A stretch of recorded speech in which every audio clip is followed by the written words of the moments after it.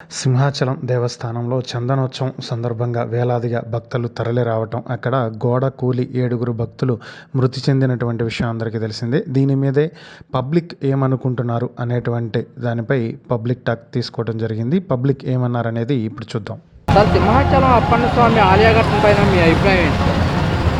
సింహాచలం మంచి దేవస్థానం, అది చాలా పవిత్రమైనది. అది ఇటువంటి పరిస్థితులకి జరిగినటువంటి ఆ ప్రమాదానికి తగినటువంటి ప్రజలకి ఏం అందించాలో, ఆ జరిగినటువంటి బాధ్యతలకి ఏం ఏర్పాటు చేయాలనేటువంటిది ప్రభుత్వం బాధ్యత తీసుకుని. సార్, ఈ ఆలయ ఘటనకు సంబంధించి కూడా ఈ ఘటనలో 8 మంది వరకు చనిపోవడం జరిగింది. గోడకూరు అది జరిగినప్పుడండి యజమాన్యం సరిగా లేకుండా అది ఘటన పైన మీ అభిప్రాయం ఏంటి? గోడకూలి 8 మంది దాకా మరణించారు. మీరేమంటారు దీనిపైన? నేను కాలమే సమాధానం చెప్తుంది అన్నిటికీ. అంతేనా? సింహాచలంలో అప్పన్న స్వామి ఆలయ ఘటన పైన మీ స్పందన ఏంటి? మీరేమంటారు? గోడకూలి 8 మంది దాకా చనిపోవడం జరిగింది. మీరేమంటారు? అంటే మనం చేసేదే ఉన్నాయి పడింది. సార్, చూసుకుంటే కనుక సింహాచలం అప్పన్న స్వామి ఆలయ ఘటన పైన మీరేమంటారు? మీ అభిప్రాయం ఏంటి? ఈ ఆలయ ఘటనవు ఇంకోటో ఎక్కడైనా కానీ అన్యాయం జరుగుద్ది, లేదా ఆ ప్రమాదం జరుగుద్ది, ఏ విధమైన పరిస్థితులైనా వస్తాయి. ఇటువంటి పరిస్థితులకి జరిగినటువంటి ఆ ప్రమాదానికి తగినటువంటి ప్రజలకి ఏం అందించాలో, ఆ జరిగినటువంటి బాధ్యతలకి ఏం ఏర్పాటు చేయాలనేటువంటిది ప్రభుత్వం బాధ్యత తీసుకుని అటువంటి ప్రమాదాలు జరగకోకుండా జరిగినటువంటి వాళ్ళకి, అందులో ఎవరు పేదవాళ్ళు ఉన్నారా, మంచివాళ్ళు ఉన్నారా, అమాయకులు ఉన్నారా చూసి వాళ్ళకి ఏదో ఒక విధమైనటువంటి న్యాయం చేసి ప్రజల మెప్పు పొందేటువంటి రీతిలో పరిపాలన ఉండాలి. ఏ దుర్ఘటన జరిగినా సరే దానికి ప్రభుత్వం సపోర్టు సహకారాలు అందించాలి. ఈ ఘటనలో సంబంధించి కూడా 8 మంది దాకా కూడా మృతి చెందడం జరిగింది. మృతి చెందిన కుటుంబాలకి ఏదో ఒక విధమైనటువంటి న్యాయం చేసి వాళ్ళకి కావాల్సినటువంటి మంచి చెడ్డ వాళ్ళ వెనకాల వాళ్ళ మీద ఆధారపడ్డటువంటి వాళ్ళకి ఏదో ఒక ఉపాధిని కల్పించి వాళ్ళకి ఏదో ఒక న్యాయం చేయడం కోసం ప్రభుత్వం పూనుకోవాలి తప్పితే ఈ లేనిపోయిన ఖర్చు మనకెందుకని చెప్పి చేతులు దులుపుకునేటువంటి కార్యక్రమం చేయడం కూడా కరెక్ట్ కాదు. పేదవాడికి ఎటు తిరిగి న్యాయం చేయలేకపోతున్నారు కాబట్టి కనీసం దుర్ఘటనలు జరిగి అన్యాయంగా బలైపోయినటువంటి వాళ్ళకైనా ఏదో ఒక విధమైన న్యాయం చేసి ప్రభుత్వం ఒక పనితీరును మెప్పు పొందేలా ఉండాలి. సంబంధించి కూడా సీఎం చంద్రబాబు నాయుడు గారు చనిపోయిన వారి కుటుంబ సభ్యులకు కూడా ప్రగాఢ సానుభూతి తెలపడం జరిగింది.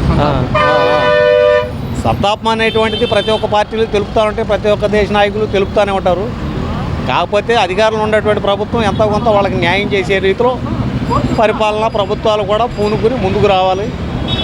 వాళ్ళని ఆధారపడి ఉన్నటువంటి వాళ్ళకి ఎంతో కొంత న్యాయం జరగాలి. దీనికి సంబంధించి కూడా హోమ్ మినిస్టర్ అంతేగాదు కూడా వెంటనే స్పందించి అక్కడ జరిగిన ఘటన ఏదైతే ఉందో దానికి సంబంధించిన సమాచారం కూడా తెలుసుకోవడం జరిగింది. ఆ గోడ ఎలా పడింది ఏంటని చెప్పేసి పడతా ఉంటాయండి. ఏనాడో జరిగినటువంటి కట్టడాలు గోళ్ళ కూలటమో లేకపోతే స్లాపులు జారటమో ఇటువంటి ప్రమాదాలు జరుగుతూనే ఉంటాయి. జరిగినప్పుడు వాటిని సర్దుబాటు చేసుకుంటూ ఇటువంటి పురాతన కట్టడాలు ఏమైనా ఉంటే వాటిని కూడా సరి చేసేటువంటి కార్యక్రమం చేయాలి. ప్రమాదాలు జనసంచారం ఉన్నటువంటి ప్రాంతంలో ప్రమాదాలు జరగకుండా చర్యలు కూడా చేపట్టాలి. ఏదన్నా అనివార్యం ఎక్కడ ప్రమాదం జరిగినా వాళ్ళకి కావాల్సినటువంటి ఆర్థిక భరోసాని కల్పించే విధంగా ప్రభుత్వాలు ముందుకెళ్ళాలి. సార్, సింహాచలం అప్పన్న స్వామి ఆలయ ఘట్టం పైన మీ అభిప్రాయం ఏంటి సార్? సింహాచలం మంచి దేవస్థానం, అది చాలా పవిత్రమైనది. అది ఎంతో కాలంగా పురాతన నుంచి నడుస్తుంది. అది మన నిజరూప దర్శనం అనేది చాలా ఎక్కువ మంది ఆశిస్తారు చూడాలని చెప్పని, సంవత్సరానికి వస్తారు కాబట్టి అది ఎప్పుడు స్వామివారి దర్శనోత్సవం గారికి ఎప్పుడు ఉగ్రంగా ఉంటాడు ఆయన. చందనంతో అంటే చాలా మంచిది కాబట్టి అది పాత వాళ్ళు మన పెద్దవాళ్ళు ఎందుకు నమ్మకం పెట్టారో మనకు తెలియదు. అది అప్పుడు సైన్స్ అనుకోండి అని ఇప్పుడు ఇది ప్రూవ్ అవుతూ ఉంది. అందుకనే స్వామి చందన పూజ చేస్తారు. ఉగ్ర నరసింహ పేరు మనకు. అది ఒక్కొక్క స్వామికి ఒక్కొక్క విధంగా ఉంటుంది. అది ఆంజనేయ స్వామి అంటేనేమో శక్తి గుర్తొస్తుంది, ఆయన అంటే ఉగ్రరూపం గుర్తొస్తుంది మనకది. ఆ స్వామి కూడా చాలా మంచి జరుగుతుంది. ఎక్కువ మంది వెళ్తుంటారు, చూస్తుంటారు. సార్, ఈ ఆలయ ఘటనకు సంబంధించి కూడా ఈ ఘటనలో 8 మంది వరకు చనిపోవడం జరిగింది. గోడకూరు అది జరిగినప్పుడండి యజమాన్యం సరిగా లేకుండా అది ఏం లేదు. అంటే భక్తుడు ఎవరు కూడా గొడవ చేయరండి. ఎవరు ఎక్కడికి వెళ్ళినప్పుడు కూడా దర్శనం ఎంత చూసుకుందామని చూసుకుంటారు, కానీ రెండో ఆలోచన వాళ్ళకు ఉండదు. అది సరిగా లేనప్పుడు జరుగుతుంది. అది మేనేజ్మెంట్ పొరపాటు. అది వైసీపీ ప్రభుత్వం చేసిన ఘోరాలు అదొకటి. ఏది సరిగా చేయలేదు. వాళ్ళ పేరు రావాలి, దానికోసం ఎంతైనా చేస్తారు, ఏమైనా చేస్తారు. దిక్కుతుగా లేకుండా చేస్తారు వైసీపీ వాళ్ళు. దానివల్ల జరిగింది, కానీ అది కావాల్సింది కాదండి. అది భక్తులకి ఎంతవరకు ఏముంటుందండి, చూసి వస్తారు అంతవరకు కదా. గోడ పట్టుకొట్టేసి వాళ్ళకి ఎందుకంటే చెప్పండి, అది కంట్రోల్ లేక జరిగింది అంతే. అది మానవ తప్పిదం కాదు, అది యజమాన్య తప్పిదం. అది ఈ ఘటనకు సంబంధించి కూడా సీఎం చంద్రబాబు నాయుడు గారు వారి కుటుంబ సభ్యులకి ప్రగాఢ సానుభూతిని కూడా సంతాపం తెలపడం జరిగింది. అవునండి, ఏమంటారు? మంచిదండి, అది కరెక్టే కదా. అది దీనికి సంబంధించి హోమ్ మినిస్టర్ అనిత గారు కూడా ఘటనా స్థలాన్ని పరిశీలించి అక్కడ ఉన్న ఎంక్వైరీ కూడా చేయడం జరిగింది. ఎలా ఏమంటారు? మంచిదేనండి, అది వాళ్ళు బాధ్యత తీసుకున్నారు కాబట్టి చెప్తున్నారు. అది బాధ్యత లేని పారిపోతారు, బాధ్యత ఉన్నవాళ్ళు కాబట్టి అవతని చెప్తున్నారు అనమాట. అది బాధ్యత చేస్తున్నారు అంటారు. అది ఘటన పైన మీ అభిప్రాయం ఏంటి? వాడుకూలి 8 మంది దాకా మరణించారు, మీరేమంటారు దీనిపైన? దీని కాలమే సమాధానం చెప్పింది అన్నిటికీ, అంతేనా? దేనికైనా కాలమే, కాలానికి మించింది లేదుగా.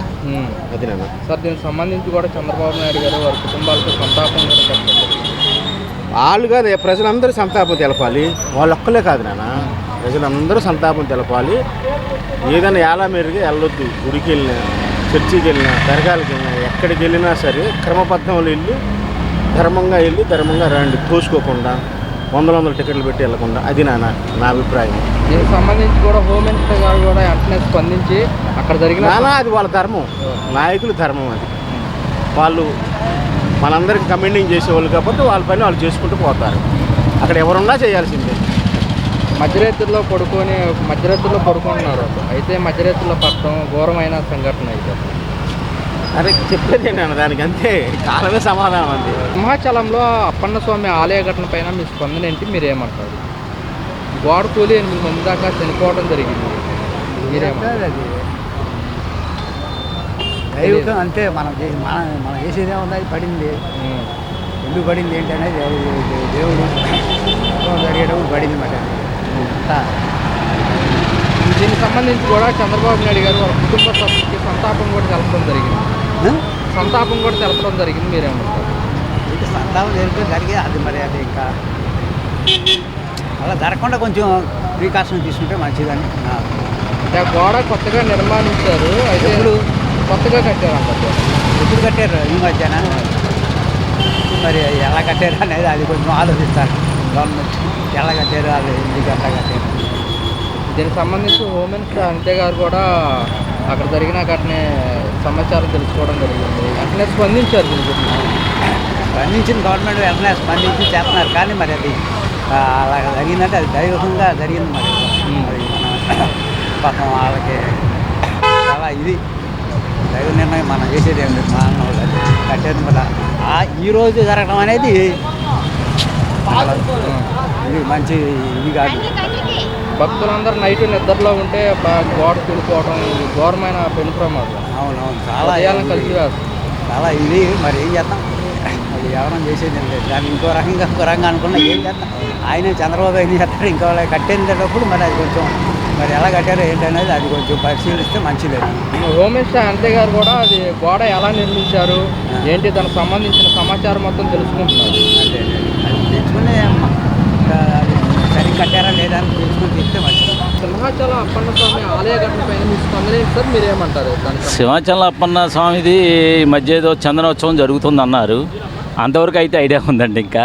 ఇంకా మీ ఐడియా ఏంటి సార్?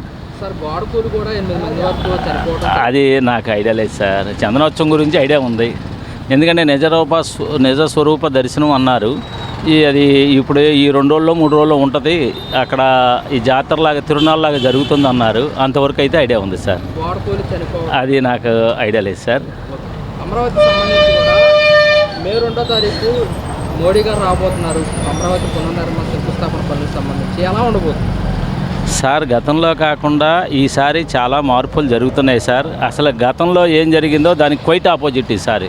ఎందుకంటే ఎప్పుడైతే వీళ్ళు కలవడం జరిగిందో, ఒక జనసేన కానీ టీడీపీ కానీ, మోడీ గారు వాస్తవంగా ప్రతి వారం 10 రోజులకి ఏదో ఒకటి ఇస్తూనే ఉన్నారండి. వరాల జల్లులాగా ఏదో ఒకటి, ఒక స్టేడియం తీసుకోండి, లేని పక్షంలో ఒక రైల్వే స్టేషన్ గురించి మాట్లాడటం జరుగుతుంది.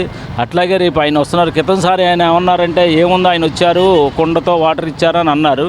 ఈసారి అది కాదు సార్, ఆ కొండ నిండా అక్షయ తృతీయ రోజు చెబుతున్నాను బంగారు నాణ్యాలు అనుకోండి, అంతే. ఆ విధంగా ప్రతి ఒక్కరికి మంచి ఆంధ్రప్రదేశ్ మొత్తం డెవలప్ అవుద్దని 100% భావిస్తున్నాం. ఎందుకంటే సార్, ప్రతి ఒక్కరు కూడా ఆ విధంగా చేస్తేనే అందరూ కమ్యూనికేషన్ ఉంటుందండి. లేకపోతే అనుకున్న కమిట్మెంట్లో నెక్స్ట్ ముందుకు వెళ్ళలేరు ఎవరు.